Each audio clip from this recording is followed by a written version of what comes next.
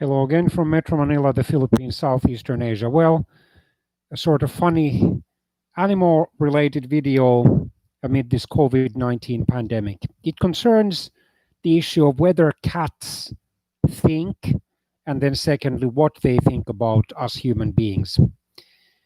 This article I found on the National Geographic website. That, of course, is a debatable issue.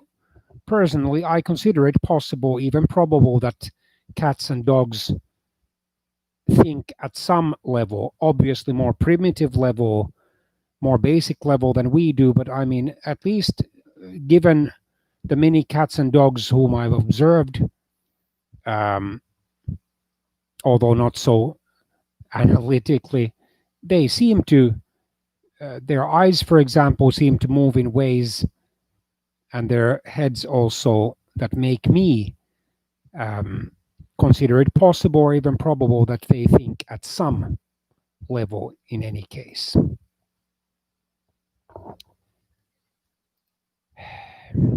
Unlike dogs, our feline friends treat us like other cats, says the author.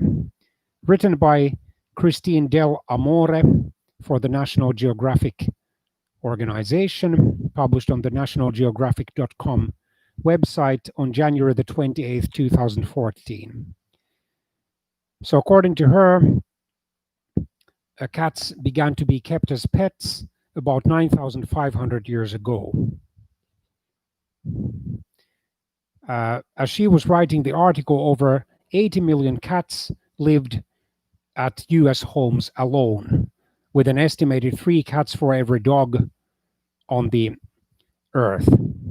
What the figures are now, I don't know, but they must be larger because, I mean, there's always a demand for, or virtually always a demand for, dogs and cats. Of course, during the emergency situations such as the COVID-19 pandemic, the demand slows down because, of course, even cats and dogs either can be transmitters of the virus or can catch it. Yet there are still a lot of things we don't know about our feline friends, including what they think of their owners. So here's the actual author who is being quoted by Ms. Del Amore. John Bradshaw is a cat behavior expert at the University of Bristol, that is in Britain, and the author of the new book, Cat Sense. After observing pet cats for several years, he has concluded that they don't really understand us the way dogs do. No wonder dogs have been nicknamed the human being's best friends. In any case, one difference, of course, is that the dogs in the wild normally are pack animals and they naturally look for pack leaders, while most cats are solitary except for the mating seasons and then the time periods when the feline mothers raise their kittens or cubs. There are, of course, 2 exceptions to this rule: the lions and then the feral cats. In other words, cats who either have been domestic cats but then have decided to escape from their human owners, or cats who have been born to such escapees but are nevertheless being fed by human beings without being actual pets, or then look for their food. Like there are thousands of, at least thousands, if not tens of thousands of feral cats here in Metro Manila alone, which then must mean that there must be millions, many millions of feral cats in the entire Philippines alone, and of course many more around the world. Such cats, of course, are much more likely to develop serious diseases, including various viruses, and are much more likely to have, for example, rabies. And usually their lifespan is below 10 years, while a growing number of domestic cats, especially if they are responsibly kept and they are given a proper amount of exercise and their diet is kept reasonably meager, healthy, and balanced, many survive into their late teens nowadays, and a growing number survive even into their 20s. and a gradually growing number may even live to the age of 30 or above. As for dogs, their lifespans, generally speaking, are shorter than those of cats for various reasons. Some dogs may die earlier because they exercise and or work too vigorously, or because they have more genetic diseases, or perhaps because they get less rest than cats do, because even normally active cats, according to the Encyclopedia of the Cat, I think a British book written in the 1990s, yeah, either that or then another book about the cat breeds claimed that even a fully healthy and active adult cat spends over 14 hours per day sleeping. Of course, it doesn't, or he or she doesn't sleep 14 hours straight, but rather in several intervals. So relatively few dogs live into their late teens, and a precious few only live to the age of 20 or beyond. Dogs tend to die already in their early or mid-teens, and some already die before the age of 10. So Bradshaw shared shortly before this article was written, over 6.5 years ago, some of his insights with National Geographic. How did you get into cat behavior? For the first 20 years of my career, I studied olfactory or smell behavior in invertebrates. I've always been fascinated by this other world that animals live in, primarily of odor, which is dog's primary sense. So in the early 1980s, I started working on dog behavior. Later, I very quickly became fascinated with cats and what their idea of the world is compared to the one we have. What do you do in your research? A lot of observation, watching groups of cats to see how they interact with one another, and deducing their social structure. I watch cats in colonies that are free-ranging, so I would add probably then feral, or semi-feral at least. And in animal shelters, where quite a number will be housed together, you get interesting dynamics when new cats are introduced. I also observe relationships with owners, interviewing them and giving them questionnaires to find out how they perceive their cats. Why did you conclude that cats don't get us, in other words, understand us the way dogs do? There's been a lot of research with dogs and how dogs interact with people. It has become very clear that dogs perceive us as being different than themselves. As soon as they see a human, they change their behavior. We've yet to discover anything about cat behavior that suggests they have a separate box they put us in when they are socializing with us. Putting their tails up in the air, rubbing around our legs, and sitting beside us and grooming us are exactly what cats do to each other. I've read articles where you've said cats think of us as big, stupid cats. Is that accurate? No. In the book, I say that cats behave toward us in a way that's indistinguishable from how they would act toward other cats. They do think we are clumsy. Not many cats trip over people, but we trip over cats. But I don't think they think of us as being dumb and stupid, since cats don't rub on another cat that's inferior to them. Can we discover what cats really think about us? More research needs to be done. I definitely agree. It's not an area that's received sufficient attention. Cats are not wild animals. He's, of course, speaking of domestic cats. So ecologists might think, well, they are not really animals at all. What has been most surprising to you in your research? Cats don't always get on with other cats. Well, dogs don't always get on with other dogs either. And certainly we humans don't always get on with other humans either. And people don't realize how much that can stress them out. Other than routine visits, the most common reason cats are taken to veterinarians is because of a wound sustained in a fight with another cat. Well, even though I'm not a cat expert, I've read enough cat books and observed their behavior that they are territorial animals just like dogs. So that's other than the physical need to relieve themselves, that's one of the main reasons why they frequently mark certain spots on, for example, street corners or roadsides, and even around their yards with urine. They mark their territories. And since cats and dogs have a much more accurate sense of smell than we humans do, they easily, when sniffing those spots, find out at least the gender of the animal. Of course, whether the animal is a cat or a dog, then the gender. I'm not sure about the age. And then what often happens is that they pass their own urine on the mark. That seems to be a kind of competition, or then a kind of self-identification.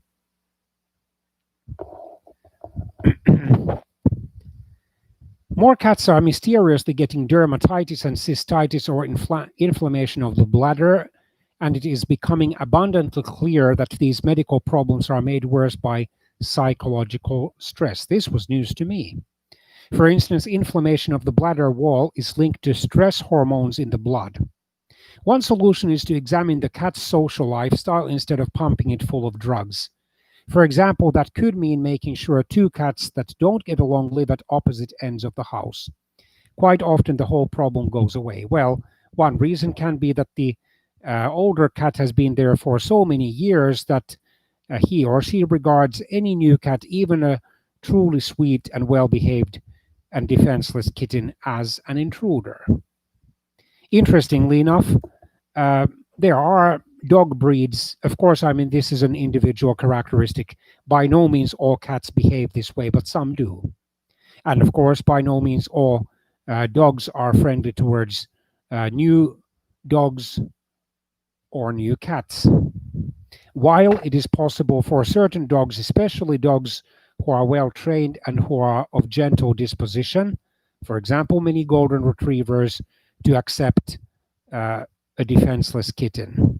And golden retrievers are also famous, especially the well-bred ones, for usually getting along well with other pets, including cats in the household, while, for example, German shepherds, who contrary to golden retrievers are normally good or even excellent guard dogs, have difficulty adjusting to the idea of having other pets, especially pets of a different species like cats in the household. They are also much more suspicious of even innocent strangers than are most golden retrievers.